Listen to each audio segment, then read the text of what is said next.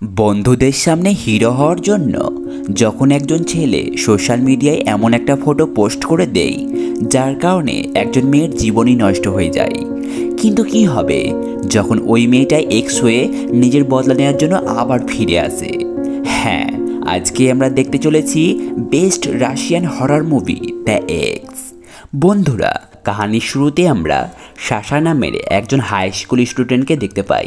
যখন এক রাত সাশা তার সোশ্যাল মিডিয়া ইউজ করছিল, তখন তার বন্ধুদের সামনে কুল হওয়ার জন্য সে একটা ফেক ফটো ফেসবুকের মধ্যে পোস্ট করে দেয়, যেখানে সাশাকে আমরা একজন অচেনা মেয়ের সঙ্গে দেখতে পাই। সাশা তার বন্ধুদের জানায় এই মেয়েটা তার গার্লফ্রেন্ড, আর এখান থেকে কাহিনীটা 7 বছর আরও এগিয়ে যায়, যেখানে আমরা সাশাকে তার হবু বউ কাতিয়ার সঙ্গে নিজেদের এঙ্গেজমেন্টের জন্য একটা বারের মধ্যে দেখতে পাই। এমনকি কাতিয়ার ফ্রেন্ড ওলেগোরা জেনিও সেখানে উপস্থিত ছিল। কাতিয়া আর সাশা নিজেদের এঙ্গেজমেন্টের জন্য অনেক খুশি ছিল, কিন্তু তখনই জেনিয়া কাতিয়াকে ফোনের মধ্যে কিছু দেখায়। সে একটা ফটো কাতিয়ার সামনে তুলে ধরে, এই দেখো কাতিয়া, সাশা কি পোস্ট করেছে। কাতিয়া ফটোটা দেখে আর সাশাকে বলে সে আর কিছুক্ষণও এখানে থাকতে পারবে না। এমনকি তার মুখে আমরা রাগের ঝলকানিও দেখতে পাই। আর এইদিকে ওলেগর যেহেতু অনেক বেশি ড্রিঙ্ক করে ফেলেছিল, তাই জেনিয়া তার গাড়িতে করে ওলেগরকে তার বাড়িতে ছাড়তে যায়। এরপর কাতিয়া সাশাকে তার ফেসবুক অ্যাকাউন্টে পোস্ট করা ওই মেয়েটার ফটোটা দেখায়। এটা সে ফটোটাই যখন সে হাই স্কুলে পড়তো এবং বন্ধুদের সামনে কুল হওয়ার জন্য সে তখন একটা মেয়ের ফেক ফটো ফেসবুকের মধ্যে পোস্ট করেছিল। এটা দেখে সাশা কাতিয়াকে জানায় নিশ্চয় কেউ তার সাথে মজা করছে, কারণ আজ তো সে একবারও তার অ্যাকাউন্টে অ্যাক্টিভই হয়নি, তো কি করে সে কারোর ফটো ফেসবুকের মধ্যে পোস্ট করবে। তাই সব ঝামেলা মিটমাট করার জন্য কাতিয়া ওই মেয়েটার ফটোটা তার অ্যাকাউন্ট থেকে ডিলিট করতে বলে দেয়। এবার তারা দুজনে বাড়ি ফিরে আসে, আর বাড়ি আসতে তারা দুজনেই তাদের রোম্যান্স চালু করে দেয়। তো আমরা ব্যাকগ্রাউন্ডে একটা নিউজ দেখতে পাই, যে নিউজটাতে দেখানো হয় একটা মেয়ে কারোর বিয়ের অনুষ্ঠানে গিয়ে 20 বছরের একজন ছেলেকে শ্যুট করে মেরে ফেলে, আর এরপরে সে নিজেরও জান নিয়ে নেয়। সকালবেলায় যখন কাতিয়ার ঘুম ভাঙে, তো সে তার বেড থেকে কিছু দূরে একজন অচেনা মানুষের ছায়া দেখতে পায়। তাই সে ভয় পেয়ে সাশাকে উঠাতে শুরু করে, কিন্তু সাশা যখন তার দিকে মুখ ঘোরায়, তখন তার মুখটা খুবই ভয়ঙ্কর দেখাচ্ছিল, যার কারণে কাতিয়া চেঁচাতে শুরু করে, আর তখনই তার ঘুম ভেঙে যায়। কাতিয়ার আওয়াজ শুনে সেখানে সাশা ছুটে আসে আর তাকে শান্ত করার চেষ্টা করে, কিন্তু কাতিয়া এতটাই ভয় পেয়ে গিয়েছিল যে সাশা তাকে অনেক শক্ত করে জড়িয়ে ধরে হাত করে। এর কিছুক্ষণ পর আমরা কাতিয়া আর জেনিয়াকে একসাথে দেখতে পাই, যারা কিনা সুইমিং পুলে সাঁতার কাটতে এসেছিল। তাদের সাঁতার কাটা যখন কিছুক্ষণ হয়ে যায়, তখন জেনিয়া সেখান থেকে উঠে চেঞ্জিং রুমে চলে যায়, কিন্তু কাতিয়া তখন আরও 2-4 রাউন্ড মারতে চাইছিল, তাই সে একাই সেখানে থেকে যায়। তখনই কাতিয়ার নজর পুলের ওপার একজন মেয়েকে দাঁড়িয়ে থাকতে দেখতে পাই। তখনই হঠাৎ করে মেয়েটা সুইমিং পুলে ঝাঁপ দিয়ে দেয়, কিন্তু আজব বিষয় হলো যে মেয়েটা ঝাঁপ দেওয়ার পর তাকে সুইমিং পুলে কোথাও দেখা যাচ্ছিল না। এই জন্য কাতিয়া পানির মধ্যে ডুবকি মেরে মেয়েটাকে খুঁজতে শুরু করে, কিন্তু কোথাও সে ওই অচেনা মেয়েটাকে দেখতে পায় না। তখনই আচমকাই সেখানকার লাইটগুলো চলে যায়, যার ফলে চারদিকে অন্ধকার নেমে আসে। এবার এইরকম পরিস্থিতিতে কাতিয়া প্রচণ্ড ভয় পেয়ে যায়। তখনই কেউ যেন তাকে ভারী গলায় বলে ওঠে, সে শুধু আমার, আর কারো হতে পারে না। এই কথাটা শোনার পর কাতিয়া আরও বেশি ভয় পেয়ে যায়, আর সেখান থেকে তাড়াতাড়ি করে পালিয়ে চেঞ্জিং রুমে চলে আসে, যেখানে পৌঁছাতেই সে জেনিয়াকে জোরে জোরে আওয়াজ দিতে শুরু করে, কিন্তু সেখানে কেউই ছিল না। ভয়ে ভয়ে সে যখন সামনের পর্দাটা হটায়, তো সে সেখানে একজন ভয়ঙ্কর মেয়েকে দেখতে পায়, যার পুরো শরীর ঝুলে গেছিল আর তার পিঠটাও কাটা ছেঁড়া ছিল। সে ভয় পেয়ে যখন পিছনে সরে আসে, তখন সেখানে জিনিয়ে চলে আসে। সে কাতিয়ার এমন অবস্থা দেখে জিজ্ঞাসা করে, কি হয়েছে, তুমি এত ভয় পেয়ে কেন রয়েছো? কিন্তু কাতিয়ার মনে এতটাই ভয় ঢুকে গিয়েছিল যে তার মুখ থেকে কোনো কথাই বেরোচ্ছিল না। আর এমন অবস্থার কারণে জেনিয়া তাকে বাড়িতে নিয়ে আসে। অপর সাইডে আমরা দেখতে পাই ফেসবুকে পোস্ট করা মেয়েটা সাশাকে মেসেজ করছে। সাশা এই মেসেজগুলো দেখে অনেক বেশি অবাক হয়ে যায়, আর সে এই ব্যাপারটা তার বন্ধু ওলেগরের সঙ্গেও শেয়ার করে। ওলেগরের মনেও এটাই প্রশ্ন আসে যে মেয়েটা কি করে সাশার নাম্বার পেল, কারণ তারা দুজন মেয়েটার নামই পর্যন্ত জানে না। সাশা ওলেগরকে এটাও জানায় যে মেয়েটা তার সঙ্গে দেখা করার কথাও বলেছে, তাই সে এখন কিছুই বুঝতে পারছে না সে এখন কি করবে।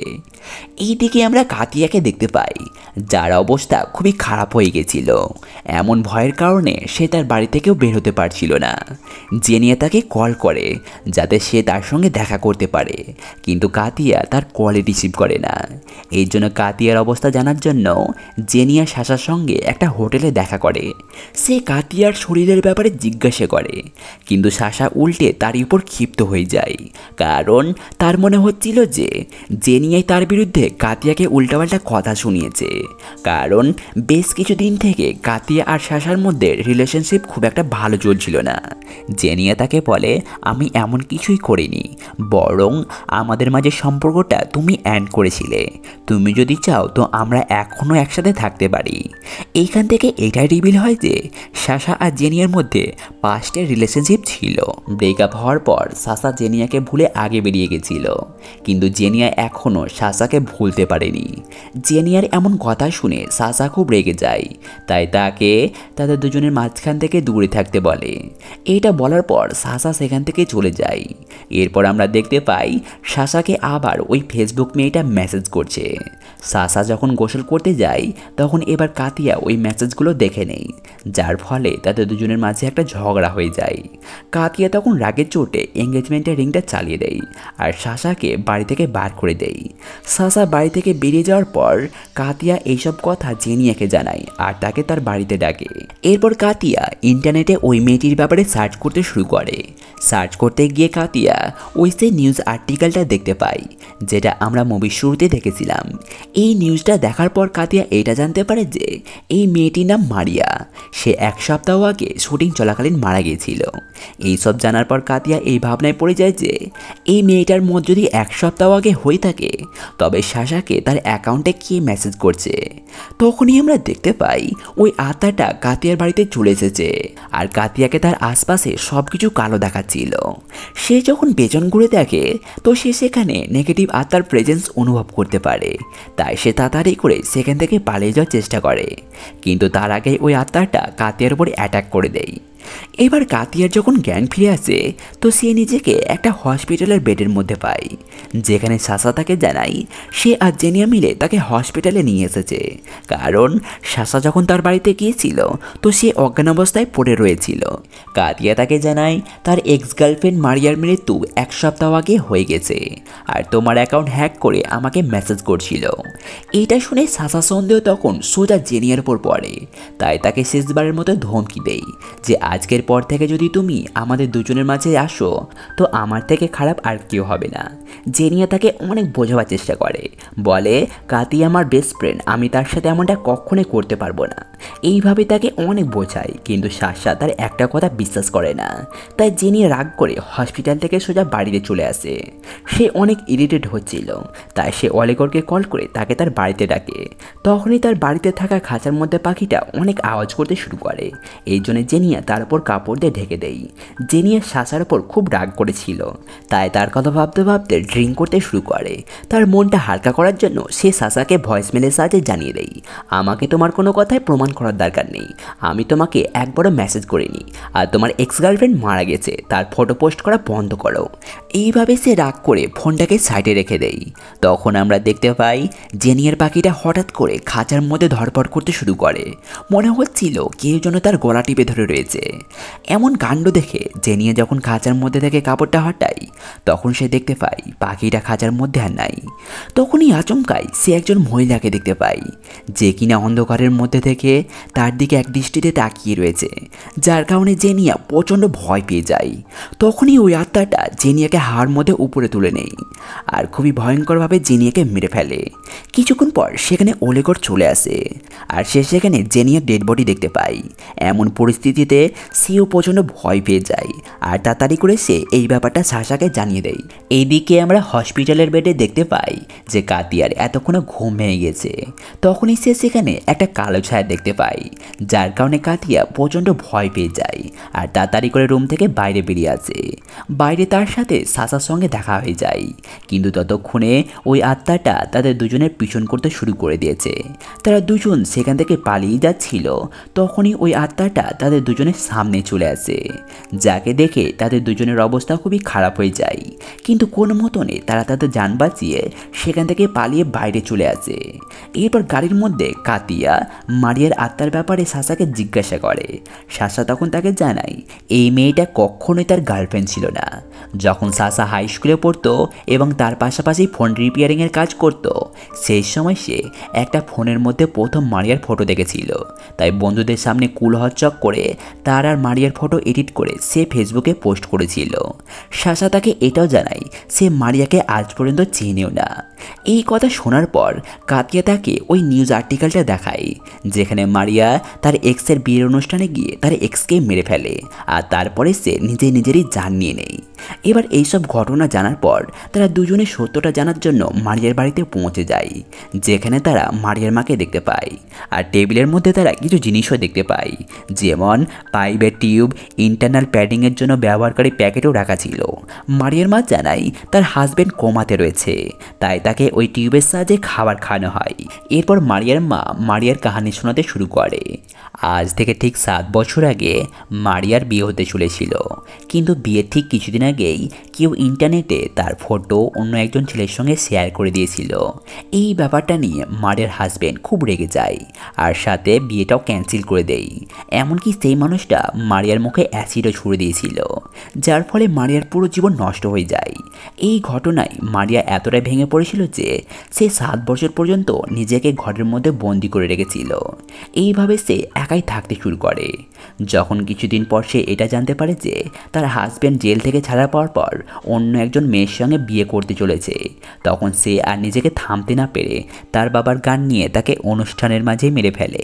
এবার এইসব কথা বলতে বলতে তার মায়ের চোখ থেকে জল বেরিয়ে আসে আর সাসাকে অনেক পস্তাতে হয়, কারণ তার এক ভুলের কারণেই মারিয়ার পুরো জীবন নষ্ট হয়ে শেষ হয়ে গেছে। মারিয়ার বাড়ি থেকে বের হওয়ার পর সাসা ডিসাইড করে তাকে তাড়াতাড়ি করে বিয়ে করে নেওয়া দরকার, যাতে এই আত্মা তার কোনো ক্ষতি না করতে পারে। এরপর তারা অলিগড়কে সব ঘটনা খুলে বলে আর তাকে একটা মিরর নিয়ে আসতে বলে, কারণ মারিয়া যখন জীবিত ছিল তখন সে আয়না দেখে প্রচণ্ড ভয় পেত। এবার তারা তিনজনে মিরর নিয়ে ফাদারের কাছে পৌঁছে যায় আর ফাদারকে সব সত্য কথা জানিয়ে দেয়, কিন্তু ফাদার তাদের কোনো কথাই বিশ্বাস করছিল না। তখনই আত্মাটা চর্চের একজন ব্যক্তির উপর হামলা করে দেয় আর এই হড়পড়িতেই ওই আয়নাটা নিচে পড়ে ভেঙে যায়। এবার তারা সবাই মেন গেটটা ভিতর থেকে লক করে দেয় আর বিয়ের বিধি তাড়াতাড়ি করে চালু করে দেয়। ফাদার বিয়ের রিচুয়াল পড়ার জন্য নিজেদের পবিত্র একটা কাপড় পরে নেই আর বিয়ের বিধি চালু করে দেয়। ফাদার যেমনই মন্ত্র পড়তে শুরু করে তখনই মারিয়ার আত্মাটা বাইরে থেকে দরজা ভাঙার চেষ্টা করে।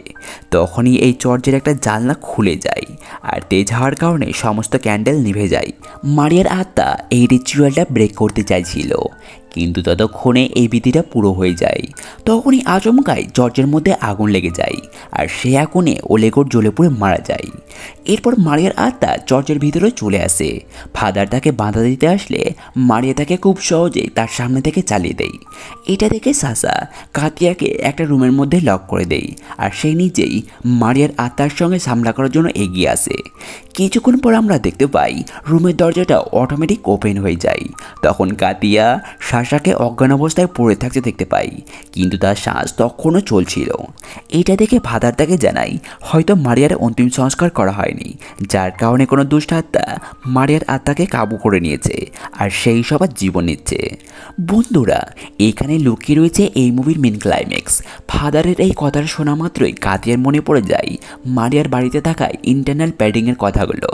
সে এটা জানতে পারে যে ওখানে মারিয়ার বাবার বডি নয়, বরং মারিয়ারই বডি রয়েছে, যাকে ওই টিউবের সাহায্যে খাবার খাইয়ে জীবিত রাখা হচ্ছিল। ফাদার কাতিয়াকে এটাও জানায় আমাদেরকে মারিয়ার আত্মাকে মুক্তি দিতে হবে, তবে সাসা ঠিক হবে। এই জন্য তুমি তাদের বাড়ি যাও, গিয়ে এই পবিত্র কাপড়টা তার মাথায় রাখবে। আমরা উপরওয়ালার কাছে প্রার্থনা করব যে সব কিছু যেন ঠিক হয়ে যায়।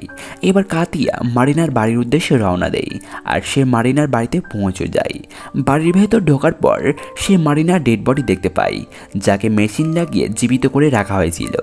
ওইদিকে ফাদার মন্ত্র পড়তে থাকে আর এইদিকে কাতিয়া তার মাথার উপর পবিত্র কাপড়টা রেখে দেয়। তখনই পেছন দিক থেকে মারিয়ার মা এসে তার উপর হামলা করে দেয়, কিন্তু কোনোভাবে তার হাত থেকে বেঁচে কাতিয়া মারিনার মাকে বোঝাতে শুরু করে যে মারিনা অর্থাৎ তার মেয়ে এখন আর এই পৃথিবীতে নাই, তাকে মুক্তি দিতেই হবে, কারণ তার আত্মা অপর শয়তানের কাবু হয়ে গেছে। আর এমনটা যদি না করা যায় তো ওই শয়তানটা এক এক করে সবাইকে মেরে ফেলবে। কিন্তু তখনই আমরা দেখতে পাই কাতিয়ার পিছন দিক থেকে ওই শয়তানটা এসে তার উপর হামলা করে দেয়। সে কাতিয়ার জীবনে নিতে চলেছিল, তখনই মারিয়ার মা তার নিজের ভুলটা বুঝতে পারে। সে তাড়াতাড়ি করে তার ভুলগুলো শুধরাবার চেষ্টা করে আর সে মেশিনের সমস্ত টিউবগুলো বার করে মেশিনটাকে অফ করে দেয়। এমনটা করার ফলে মারিনার আত্মা অবশেষে মুক্তি পেয়ে যায় আর সেই শয়তানটাও সেখান থেকে চলে যায়। এইদিকে চর্চের মধ্যে আমরা দেখতে পাই এতক্ষণে সাশা তার জ্ঞান ফিরে পেয়েছে আর এইভাবে কাতিয়া সাশার জীবন বাঁচিয়ে দেয়। তো বন্ধুরা, এই সিনটা এখান থেকে কাট হয়ে যায় আর আমাদেরকে দেখানো হয় যে মুভির শুরুতে সাশা যেমন ফটো এডিট করে ইন্টারনেটে পোস্ট করেছিল, ঠিক তেমনভাবেই ওলেগুলো মারিয়ার সাথে ফটো এডিট করে ইন্টারনেটে আপলোড করে দিয়েছিল। আর এই কারণেই মারিয়ার আত্মা তাকে আগুনে জ্বালিয়ে মেরে ফেলেছিল। আর এখান থেকেই এই কাহিনীটা ডি এন্ড হয়ে যায়।